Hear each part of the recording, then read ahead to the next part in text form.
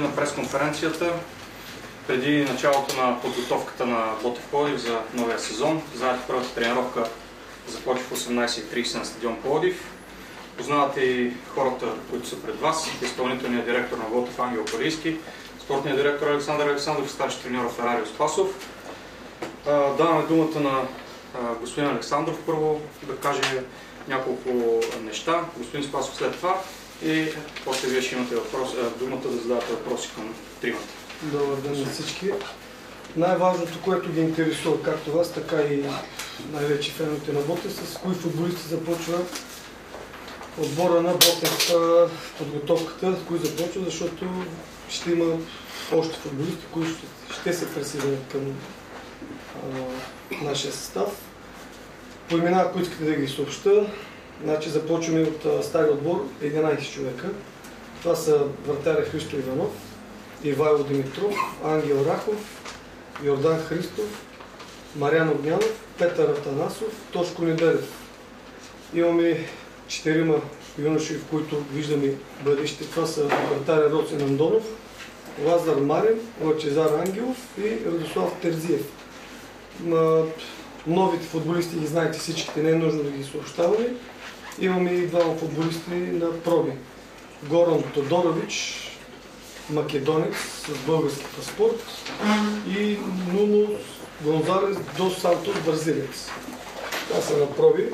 Значи започваме днес с 19 футболисти, като има Асен Караславов, момчето сме го освободили, има някои неща да си свърши в Германия. Това са футболисти, които почваме. Ще има още нови, преговаряни, така че за сега е това. Господин Спасов, ако искате вие няколко думи. Добър ден, отново са виждаме така вече пак в работна установка. Това са хората, с които започваме. Аз мисля, че футболистите, които най-вече привлякохме, тези, които остават, ще направим така, че в най-бързи темпове да търсим обиграване на състава. Искаме се до края на седмицата, което си мисля, че ще се осъществи, да се привлечат още 3 играча и вече така отбора ще задоби в много по-голяма степен така вид, в който искаме да го виждаме. Сега да коментираме, това е една група от футболисти, с която почваме подготовка. Аз мисля, че тези, които привлякохме, имат и сме убедени, че ще подпомогнат така да се вдигне нивото на отбора. И от тук нататък ни предстои с днешния ден много работа и много така организирани действия, за да може тази група от футболисти да заприлича на отбор, който наистина ще има така доста добри цели в първенството. Благодаря ви, заповядайте за въпроси.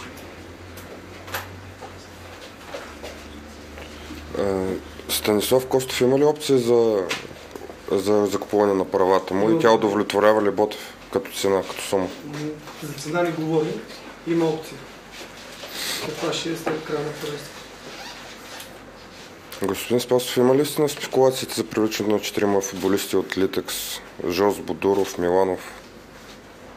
Напълно така въпрос на място, мога да кажа, защото тези спекулации предния път ги опровергах. Значи отбора на Литекс си има футболисти. Виждате, че до този момент няма нито един играч, който да е в Ботев, който да потвърждава това нещо, което непрекъснато се пише по вестниците. Също уважавам много и ръководителите и там и главния менеджер Стойчо Стоилов, който върши перфектна работа за отбора на Литекс. Но недейте спекулира, че едва ли не тук има някакви комбинирани такива движения да върши селекцията в един отбор и в другия отбор. Така че отбора на Литекс са готви. Видяхте, че днес започнаха с 27 човека. Те си имат своите така цели. Оставаме ги настрани и гледаме само отбора на Ботев и това, което правим и което така с много усилия, казвам с много усилия, в рамките на 7-8 дена ние успяхме да финализираме 6 играча, което никак не е малко. И това е благодарение на усилията на господин Попов, на господин Палийски и на Сашо най-вече, който така свърши много работа. Така че това е истината. Всичко друго е спекулация. И друго да кажа, аз няма да позволя. И това е спекулация. Нормално е. Знам, че съм нов в този бранш, че има много удари под кръста, готов съм да ги поемам. Но лично аз няма да позволя никой да се меси в работата ни. Значи тези футболисти, които са привлечени, както каза Фераро, благодарение на него, на мен, на господин Палийски и най-вече на президента и на собственика, защото без собственика господин Василев и без президента тези футболисти няма да може да ги привлечем. На тях им изтекаха очите да гледат над, да не казвам, 100 играча и преценихме, че това е най-доброто, което ние искаме и да се надяваме бързо да влезат в ритъм с момчетата, които остават и които ще дойдат, да направим един добър и боеспособен отбор. За да са, пак казвам, да играят най-вече бърз, привлекателен футбол и красив за нашата публика, защото знаем, че е изискателно. Селекцията удовлетворява ли този етап или още рано за този въпрос? Значи тези играчи са изцяло хората, които съм ги имал и от този предния път казах, че ще има много голяма група футболисти, в която ние трябва да се ориентираме да изберем футболисти, които могат веднага да се интегрират в нашето първенство, а не да им трябва време и адаптация. Така че виждате, че от тези 6 човека само 2 са чужденци, което така отговаря на много високия критерий, на които бяха подложени всички, които бяха предложени. Аз искам да благодаря на всички менажери, които така усърдно предлагаха своите клиенти. С някои успяхме, с някои не, но аз мисля, че запазиха коректен тон с всичките. Наистина страшно много футболисти се предложиха. Много от тях са спекулирали и също се спекулират. Това е съвсем нормално. Към тези, които имаме интерес, ние ги привлякохме. Значи имаме един футболист, който се отказал, няма какво да му казвам името. Не можахме да го привлечем. Така че за сега селекцията върви по план. Освен тези тримата, които очаквате тази седмица, след тях други да очакваме? Всяко едно качество, един качествен играч, който ни го предложат и най-вече отговаря на изискванията на господин Фераро Спасо, ще бъде привлякан. За българите казах, вече просто това е... Искат ни безбожници, което не е реално за мен. И не само за мен. А с футболистите от миналия сезон, които не са тук в този списък с миналата, с всички ли окончателно е приключило оговорка там за разтрогване на договора? Не, имаме останаха един-двама човека. Които отказват по взаимно съгласие. За да уточняваме. Да остава толкова ден свободно. Цял ден. Просто трябва да уточним някои неща. Мисля, че ги да уточним, няма...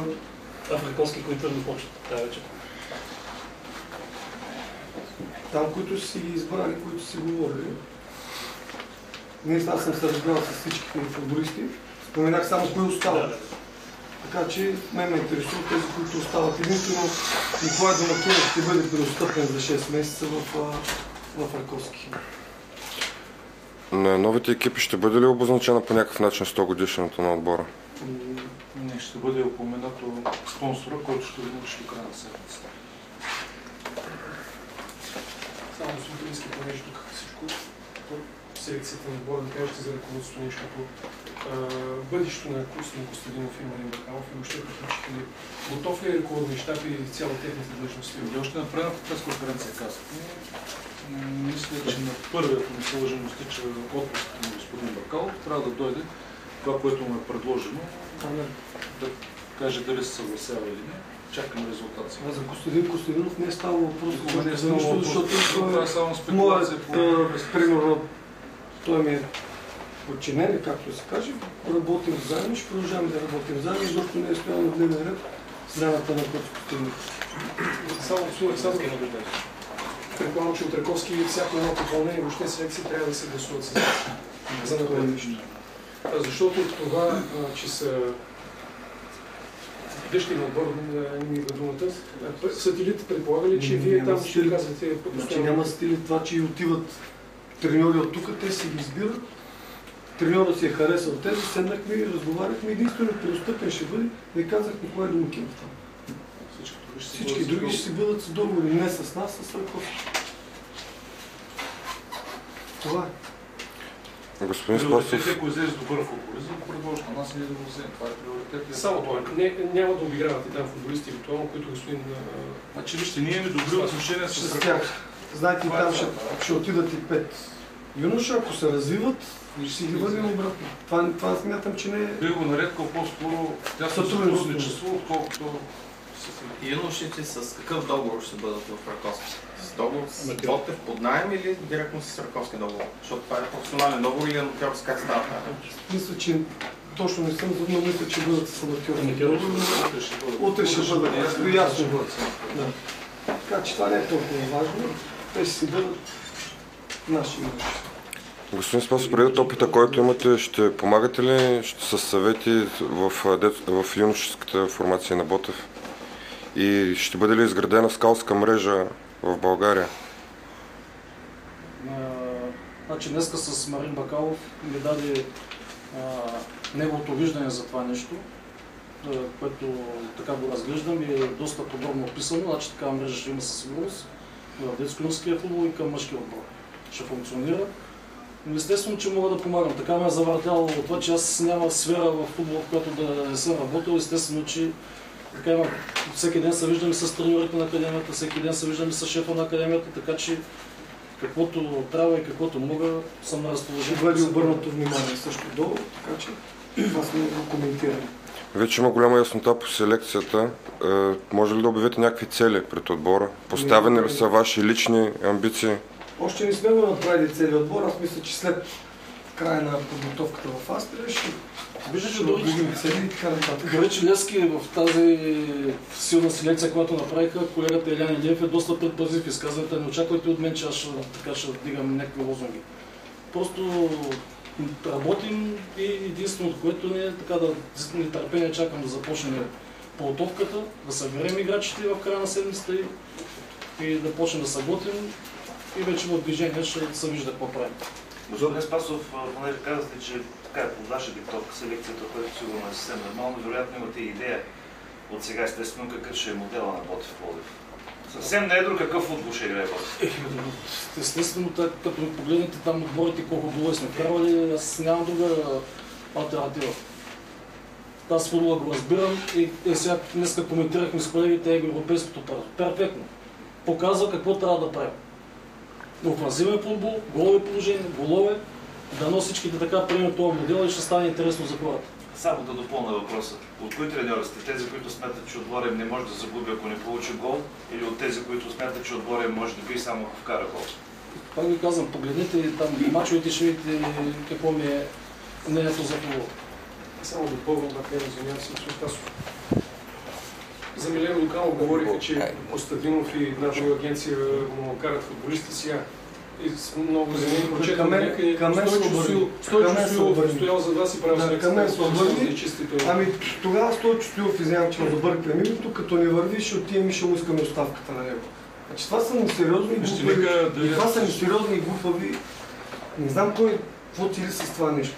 Казах, решенията за тези футболисти са господин Спасов, аз, господин Парийски и най-вече президента и собственика. Да се знае, има една верига, казахме не, на иерархия, ще се опитаме да я направим, в момента я правим. Значи аз ще помоля всички журналисти, нека да останем с тези спекули. Имам чувство, че някой нарочно го правят това нещо с цел, нещо търсят, роват, чувъркат. Значи аз нямам нищо против, уважавам всеки един от вас. На всеки един от вас се опитваме да дадем някаква информация, доколкото е възможно и тя информация, когато е точна информацията. Аз разбирам, че всички вие се борите за място в този вашия си бизнес. Нямам нищо против и на колегите, които симпатизирате на други отбори. Нека да не се опитват да правят инсинуации, би ги нарекал, като продължава да излиза версията, Стойчето нарежда в състава. Познавате мен и дали ще дам някой да ми се карам на Белята Луканов, утре други ден аз ще почна да карам на Спасов, сигурно някой.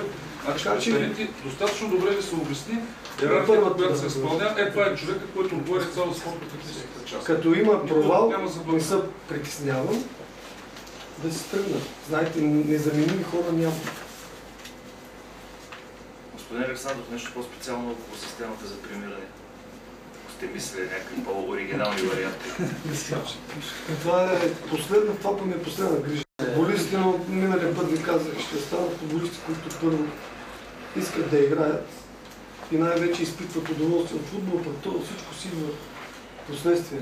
Ако изпиташ удоволствие, като дадеш всичко от себе си, всичко си идва. И другото, господин Александров, понеже информацията в медиите признава все пак, преди огнената Насов има ли такова предложение? Това не трябва да... Това не съм запознат в Дюш, трябва да питам и Има човек, който отговаря, така че не мисля, че ще трябва. Мисля, че той има правилен подход да избира добри футболисти. Така че...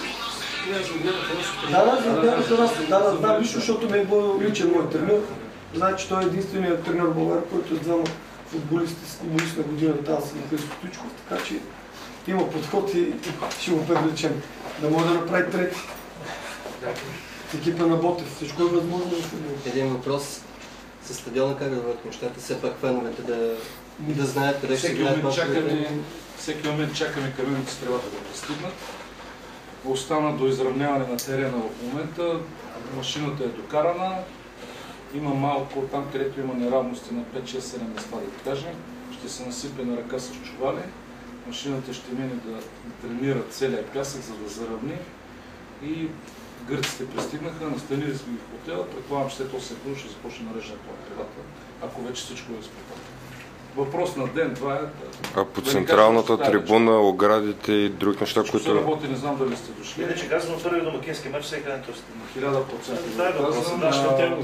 Сектора за гости вече е на 99% обезопасен. Целият стадион се обезопасява в момента. Днеска идваха и полицията, дадаха предписанията долу за трибуна изток, там откъдето влизаха през целия период машините. Обсъдени са входовите. Както виждате, бетонните площадки вече за кабинките и за предаванията са изляти.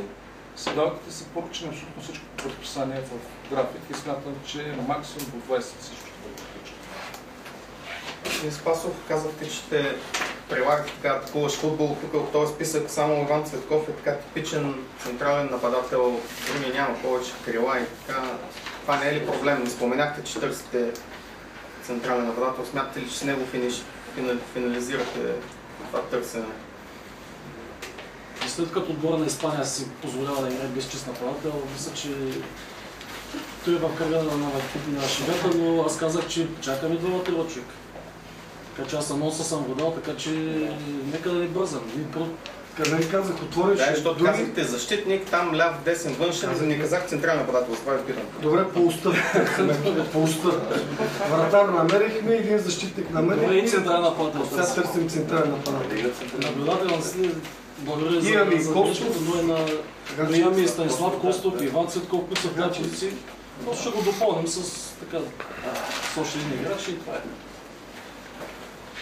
С коя група ще открием новия стадион? Какво? Господин Спасов, с коя група ще открием новия стадион? Знам, че сте фен на... Които не са заети, трябва да я видим това.